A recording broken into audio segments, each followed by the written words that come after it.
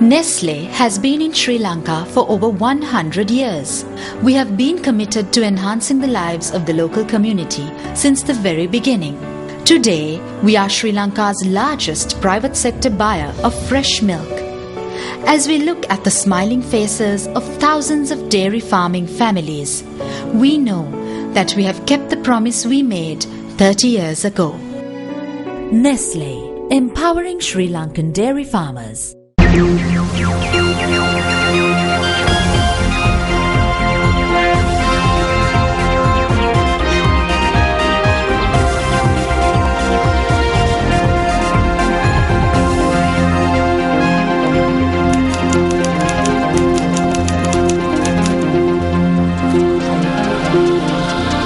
A very good evening and welcome to Primetime News live from the Newsfirst Centre here in Colombo. I'm Madhushka Balasuriya. And I'm Minoshi Ratnasekara. Well, Oscar Pistorius, also known as the Blade Runner across the world, was sentenced to 5 years in prison by a court in Pretoria today. Now, we will have a comprehensive look on that story later on in the news bulletin, but let's start off with a look at tonight's headlines.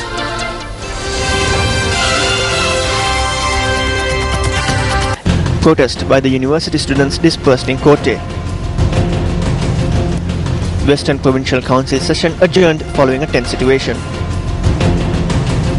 Group of UNP MPs attacked while inspecting a training school at the Sri Lanka Ports Authority.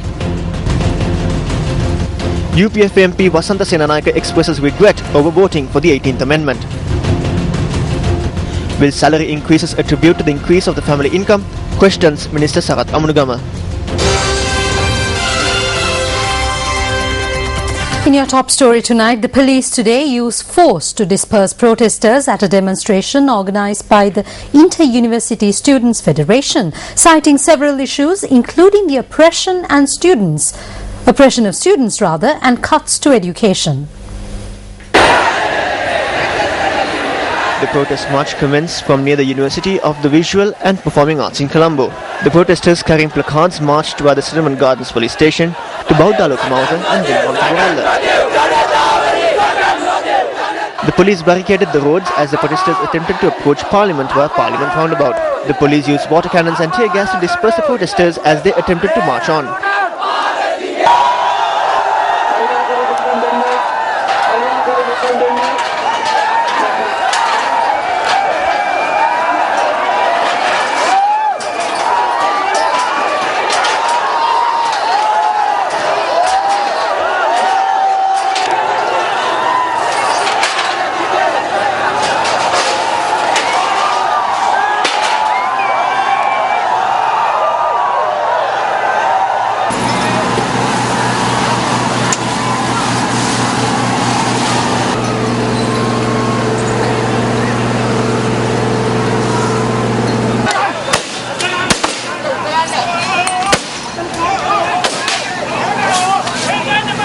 The students did not disperse from the location and recommenced their demonstration on the main road.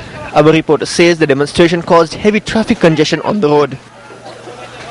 Police media spokesperson SSP Ajit Tohona said the police had taken the necessary steps since allowing the students to march towards Parliament while Parliament was in session would have posed a security threat.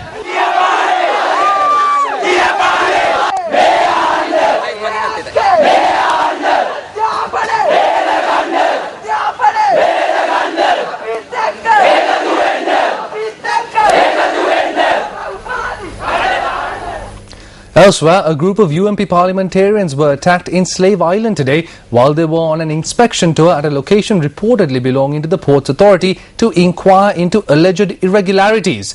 Several vehicles that the MPs were travelling in were damaged in the incident. The UNP parliamentarians, led by UNP Assistant Leader MP Ravi Karunanayake, inspected the Ports Authority's security training school in Slave Island today.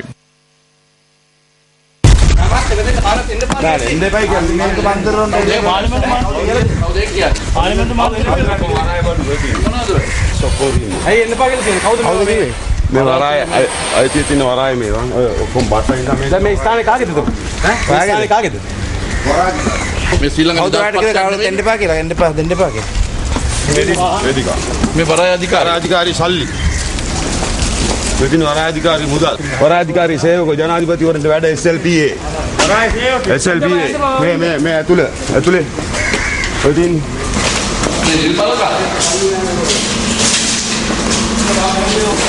Sri Lanka राष्ट्रपक्षीय निलबलकाय वराय अधिकारी साले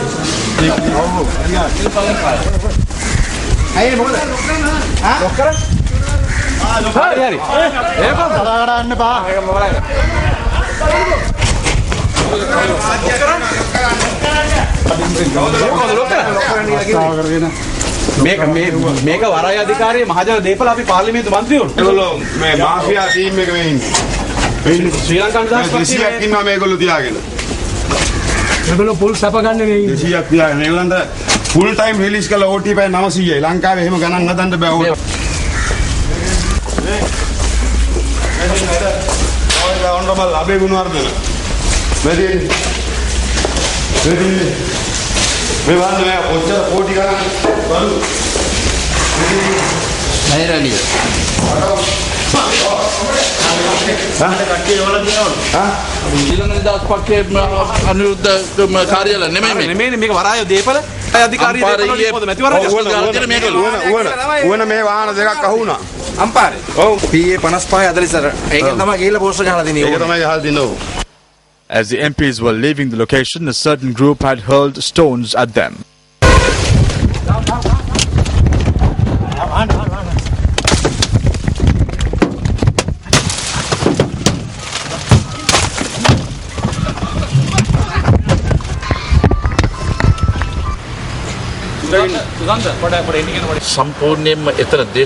That location is being used for political activity. On one hand, they are building stages, and on the other side, they are making billboards. There were boards there with the names of ministers. There were several vehicles there with no license plates. While we were inspecting, a group of Ports Authority employees had attempted to lock us in. Several vehicles had been damaged in the incident.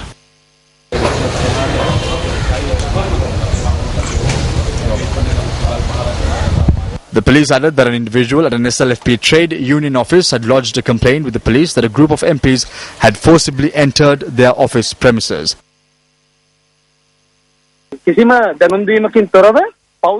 They forcibly entered private property owned by the Sri Lankan Nidahas Sevaka Sangamaya. They were armed and had broken down the door and assaulted an employee. This is not something that we are doing in secrecy in a fraudulent manner in violation of public service laws. It is a land owned by the Sri Lankan Nidahas Sevaka Sangamaya, the Ports Authority, the Sri Lankan Nidahas Sevaka Sangamaya, and it is a workplace. This has always been used for work of the SLFP.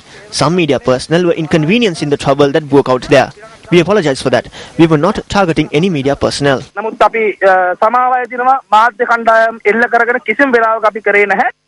Meanwhile, a vehicle belonging to the Sri Lanka Ports Authority and a stock of posters carrying propaganda against the UNP national leader, Ranil Wickremesinghe, were discovered in the Mayadun area in Ohana Ampara. Our reporter says a group of villagers had intervened and handed over the vehicles to the police. When we made inquiries, the police said that a group of people had turned over 6 individuals, the vehicle and the posters to the police.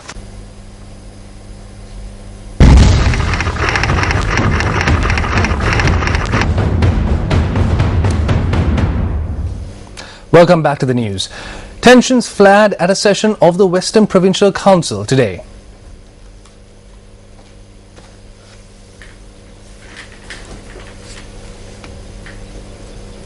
We will have a look at this story a little bit later on, but in your next story, issuing a statement today, Minister of External Affairs Professor G.L. Peiris says that the series of allegations made that Secretary to the Ministry of External Affairs Shanuka Senivaratna has been guilty of impropriety in connection with the award of the contract for the renovation of the official residence of the permanent representative of Sri Lanka in Geneva in 2009 are baseless. In the communique, the minister notes that it is a matter for deep regret that the gravest of allegations should have been hurled against a senior public official with such blatant irresponsibility and with so little regard for the truth. Minister of External Affairs Professor G.L. Peiris points out that the allegations made that the contract was awarded to a company of which the owner was connected to the LTTE are baseless. He added that the Sri Lankan mission in Geneva obtained the services of a company in Zurich owned by P.T. Thuairaja in November 2009 to renovate the official residence of the ambassador of Sri Lanka to the UN.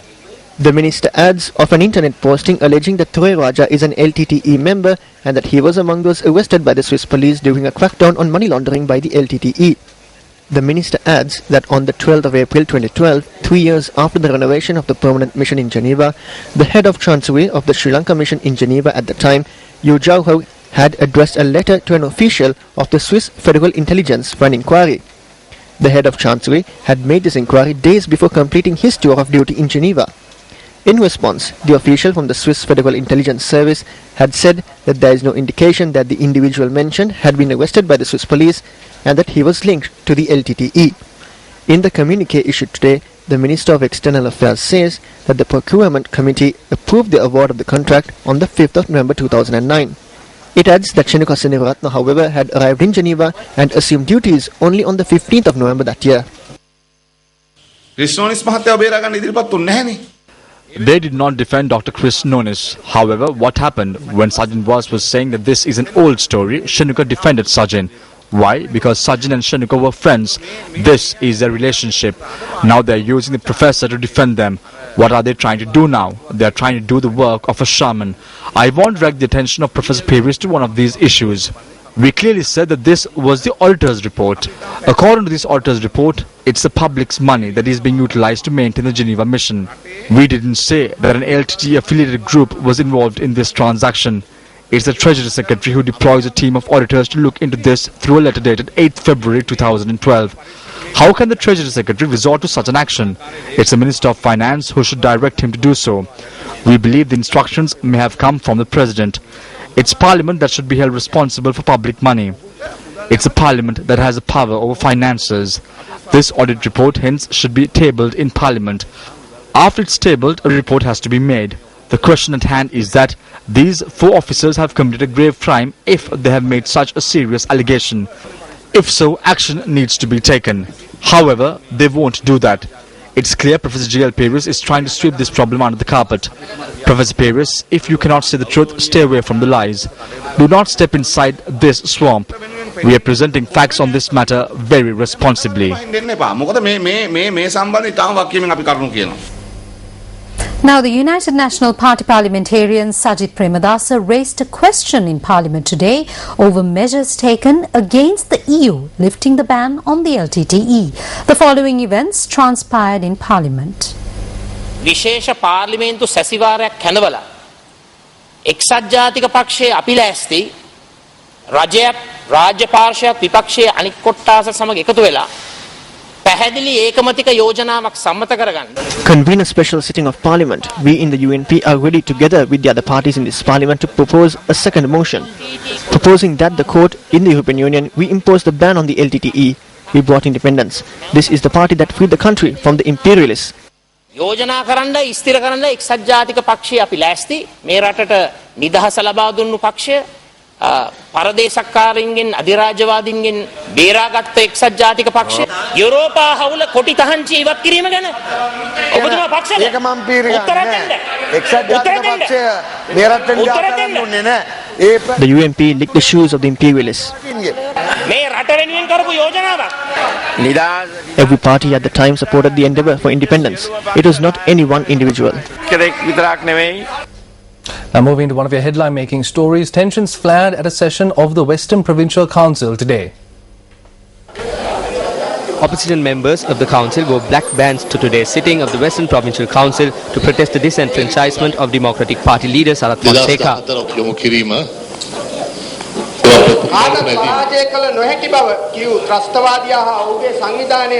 Honourable Chairman, if they are using their limitless power to violate fundamental rights and to exact political vengeance, then we cannot disregard it. In the recent past, there have been reports in our country of several instances where constitutionally guaranteed rights have been deprived. Honourable Chairman, it was not once or twice that they employed and violated the constitution to take away the franchise of General Sarath Fonseca, the commander who defeated the terrorists whom everyone said could not be defeated. We will have to look at this decision as another pre-planned attack on General Fonseca. The Elections Commissioner received a sudden petition, and this petition came from his village. It was about General Sarath Fonseca. If they said this petition came from Hambantara or Madamulana, then we could have accepted it. We know that the envelope and the stamp encasing this petition came from Colombo. This is shameful. What does this show? This shows that democracy in this country is being dragged into the ditch.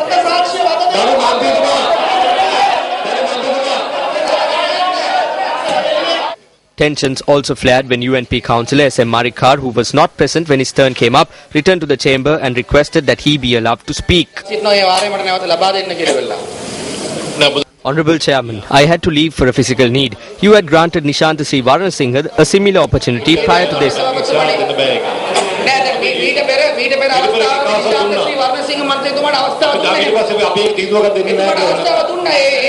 I ask that you give me the same opportunity you gave him then.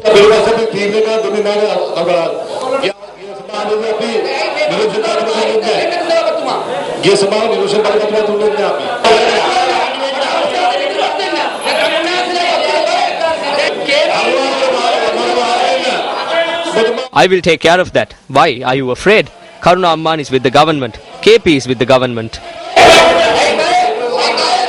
Subsequently, the opposition presented a proposal on the foreign service. The European Union has lifted the terrorist ban on the LTT at present. This is happening because diplomatic dealings are not being carried out appropriately and for no other reason. Look at the Foreign Minister today. The High Commissioner in the UK was assaulted. This is an assault on the country. It is the country that is being brought into disrepute.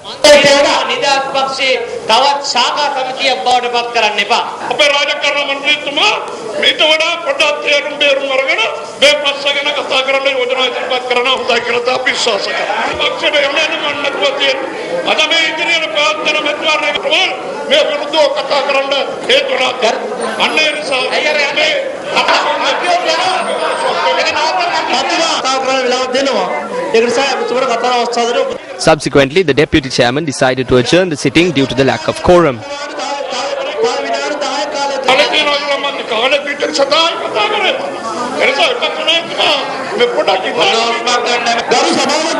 This is the situation that arose thereafter.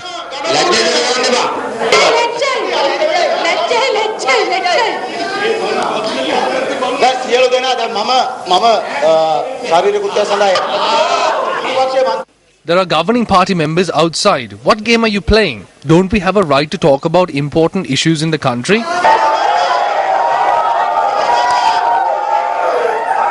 Subsequently, the opposition members adopted certain motions.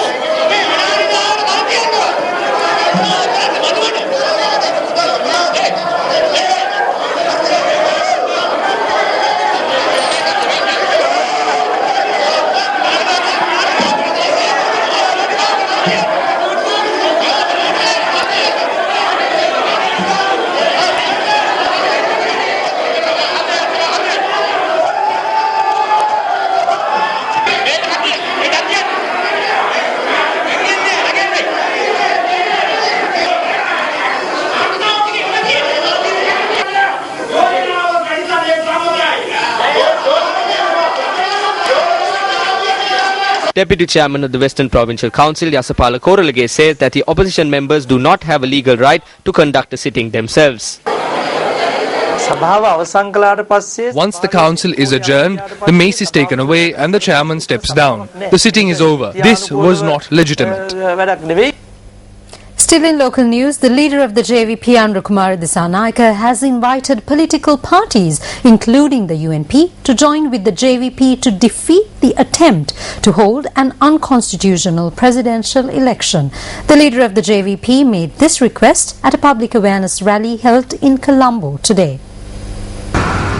A public awareness program was organised by the JVP this morning under the patronage of its leader Kumar Dissanayake to inform the public that the presidential election that is due to be held in January next year is illegal.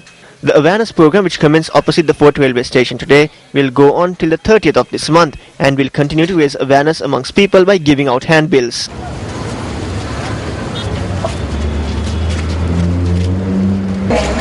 Traveling with the third class in එක්සත් ජාතික පක්ෂයට වේවා අනිශ්චිත We invite everyone, the United National Party, other political movements, civil society, civilians, professionals and everyone else to unite to defeat this journey. A broad-based public bulwark against these measures that are being taken in violation of the fundamental rights of the people is needed. Minister Kalia Rambukwella says returning the president to power will be a meritorious deed. That is a marvellous meritorious deed. How can returning rulers who have stolen billions in public property to power be a meritorious deed? Returning a ruler who has violated the law of our country and has made his wishes the law to power is by no means a meritorious deed. What is going to happen here is not a meritorious deed, but the blatant violation of the fundamental rights of the people of this country. We are facing a fate where we are subjugating the country to the wishes of a single family or regime. It is the duty of every citizen who appreciates progressive democracy and freedom to defeat this endeavour. Meanwhile, UPFA parliamentarian Wasantha Senanayake expressed regret today over his decision to vote for the 18th Amendment to the Constitution. He made this statement in an exclusive interview with Newsfirst Suranga Senanayake on our special segment Newsline.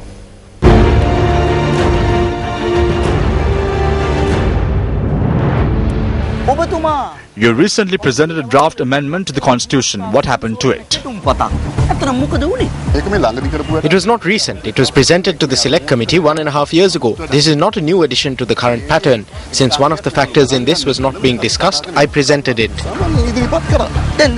You said they didn't take any notice. Who are they?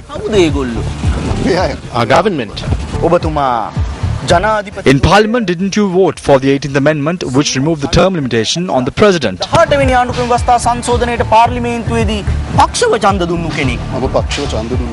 I did. It is a good question, and I thought you would definitely ask that question. I was a novice MP.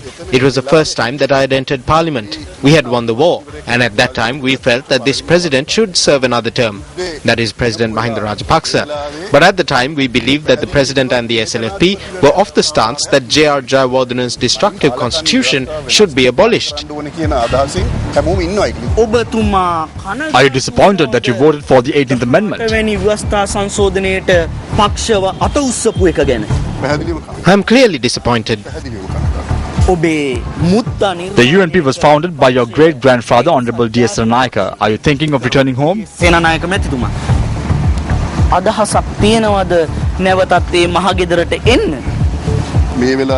At this time, I want to strengthen the president. But if we are to strengthen the president, then the president must listen to us a little bit.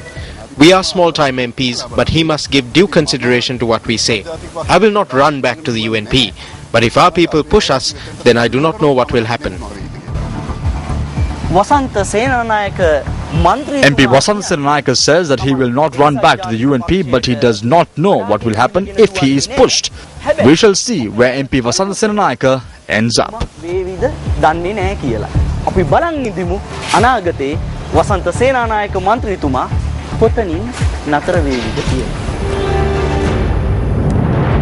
For more of the views expressed by MP Wasantha Senanayake, tune into Newsline tonight on the main news bulletin at 10 on our sister channel Sirasa TV. Now, convening a media briefing in Jaffna today, Tamil National Alliance Member of Parliament M.A. Sumandiran said the TNA had never asked for any alarm. கேட்கிறவன் கேணியன் என்றால் மொட்டந்தலைக்கும் முழங்காலுக்கும் முடிச்சு போட முடியும். தமிழ கோரிக்கைக்கும் நிறைவேற்ற அதிகாரம் உள்ள ஜனாதிபதி முறைக்கும் என்ன தொடர்பு என்று எனக்கு தெரியாது. I still do not understand the link between Tamil Elam and the executive presidency. We understand that the president wants to contest for a third term. Even though it is illegal, he wants to do it. He has no understanding of what to say to the people at elections. He speaks of the same subject. He speaks of the Tamil tigers that he destroyed single-handed. He has revived them. He comes to Kilinochi and asks if we will abandon Tamil Elam. We have responded that we have not asked for Tamil Elam. Everyone knows this. It is clear. We have noted in our election manifestos and party constitution the sort of solution we are seeking for the Tamil people. When a case was filed at the Supreme Court with no understanding of this matter, we made clarifications and submitted affidavits. அது புரிந்து கொள்ளாமல் சிலர் உயர்நீதிமன்றத்துக்கு சென்று வழக்கு தாக்கல் செய்தபோது அதையும் நாங்கள் தெளிவுபடுத்தி சத்தியகடதாசி கூட கொடுத்திருக்கிறோம். Staying on topic, UNP activists with major vote bases question whether a leader who does not speak of contemporary national issues and does not take a stand on them can secure the preference of the people. Time is running out. Decisive action is critical.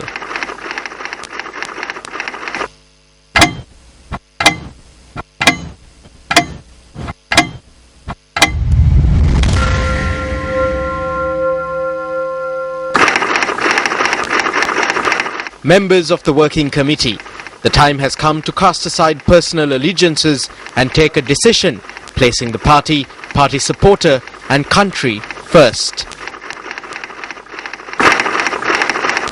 Can a leader who does not speak of contemporary national issues hope to secure the preference of the people?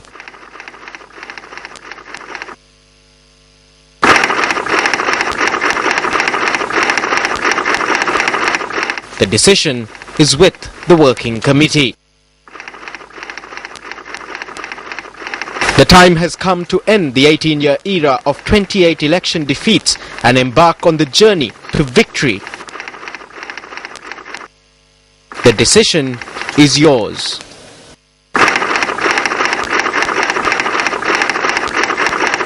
Over to the Working Committee.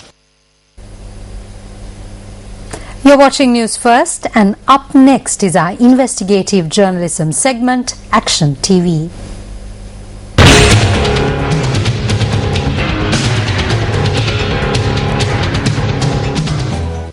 Apart from the scenic coastline of the island, tourists are also attracted to this country by the picturesque relics and ancient kingdoms of Anuradhapura, Sigiriya and Polonnaruwa. The Sri Lanka Tourism Promotion Bureau utilizes these historical sites to the maximum in promotion and sales. According to the Tourist Act 35 of 2005, all promotions and sales pertaining to these ancient cities should be undertaken by the Sri Lanka Tourism Promotion Bureau. However, today, many other institutions have come forward and undertaken the task of promotions and sales using public funds. However, it is the Central Cultural Fund that has been bestowed with the authority to obtain the incomes generated by showcasing the ancient cities of Anuradhapura, Polonnaruwa and Sigiriya. The Central Cultural Fund is one of the public institutions that was poised to increase its income significantly with the dawn of peace. There would be nothing wrong with the Central Cultural Fund setting aside some of this income for a rainy day. But in June last year, the fund published this newspaper advertisement with the intention of presenting a memento to tourists visiting the country. Nevertheless, the fund had not allocated monies for such a venture for the year 2014, and the competent authorities at the fund had published this advertisement while the board governing the fund, which also comprises of the Prime Minister and the Secretary to the Subject Minister, were kept in the dark. This call for tenders is for the fund to secure the external production of DVDs with 12 to 15 minutes of content showcasing the heritage of Anuradhapura, Polonnaruwa and Sigiriya. Thereby 500,000 DVDs were produced, for which the fund has made payments amounting to 51.1 million on 3 occasions during the period spanning from the 17th of January to the 23rd of July. What is astonishing is that these payments have been made to an institution owned by an advisor to the subject minister, which is not registered as a business and has a false business address. Await a comprehensive report on this story tomorrow, where Action TV will expose the fraud that has taken place under the guise of promoting the beauty of Sri Lanka.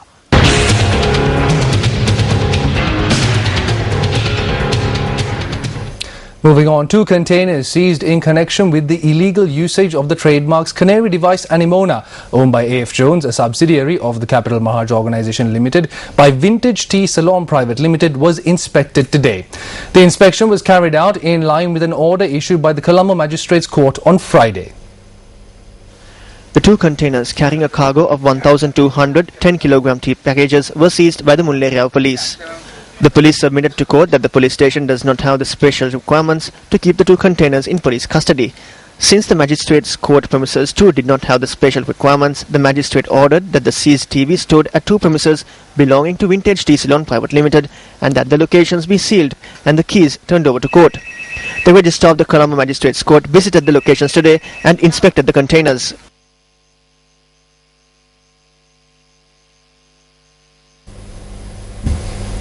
In business news tonight, Deputy Minister of Finance Dr. Sarath Thammunugamu says that family incomes cannot be enhanced by the habitual increment of individual salaries through the budget. He made this comment at an event held in Colombo today.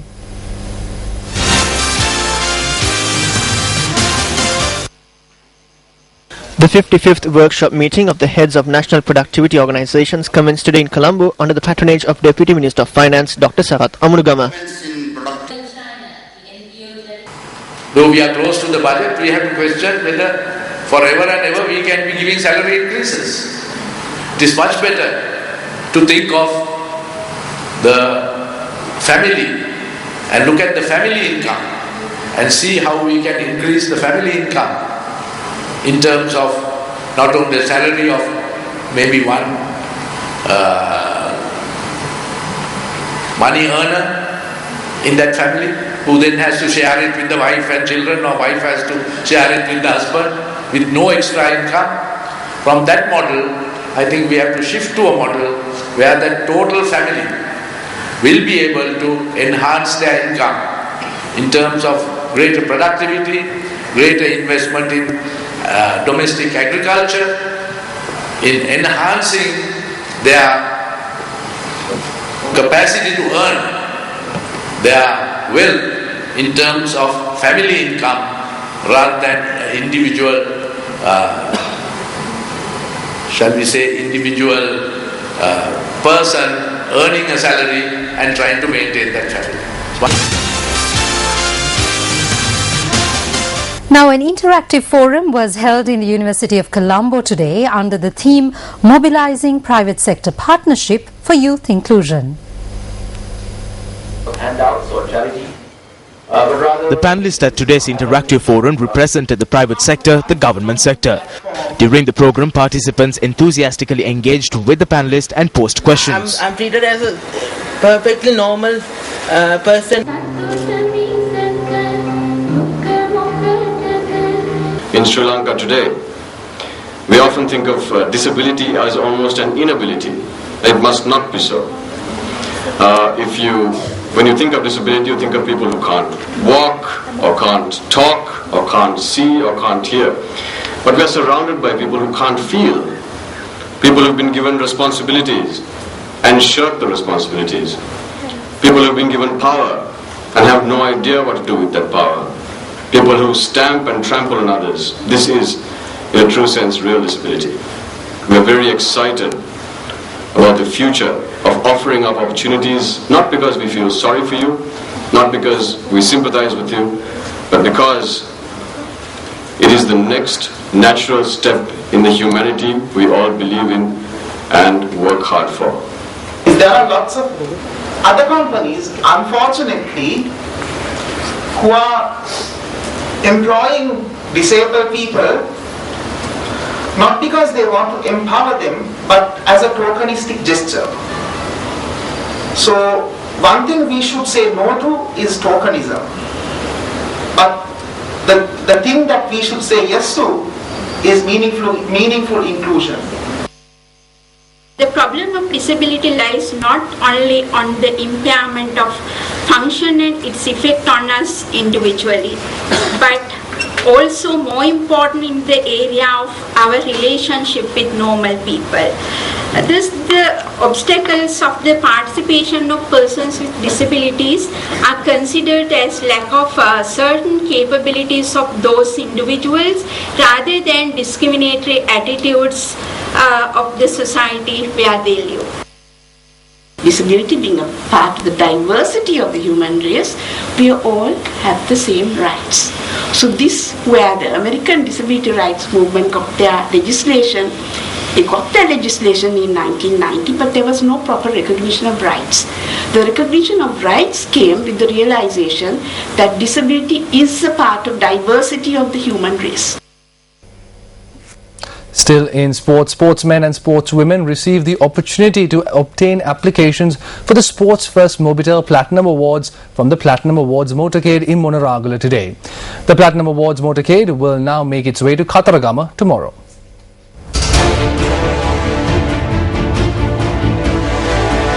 The Sports First Mobitel Platinum Awards is Sri Lanka's first award ceremony that recognizes sportsmen and women across the board for their talents and achievements in the national and international arenas. Ruani Shivantika from the Mahanama National School in Monragala was presented with an award today. You too will be able to obtain your application for the Platinum Awards when the convoy reaches your city. For more information on the Platinum Awards, call 0710 420 420.